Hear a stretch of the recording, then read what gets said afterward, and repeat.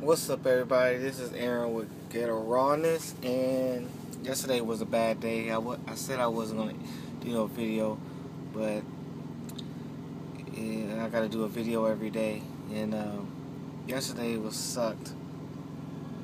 I ate a fish sandwich because I think because I didn't eat no breakfast in the morning time, so I ate a fish sandwich and some fries for lunch, and for dinner I had like too many wraps. I've had about 3 of them.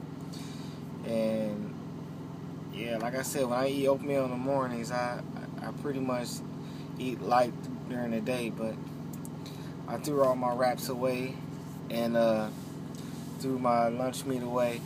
I'm just gonna stick to raw right now and my protein shakes. So I just gonna be eating my apples, my oranges, and my bananas, and sticking to that. I'm going to go hard in the gym today because yesterday I didn't go to the gym because my neck was still hurting from when I was doing the back day, and I think I jacked something up my neck. So go hard, go ham today.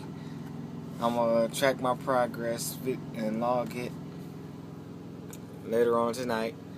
Holla. Puppy power.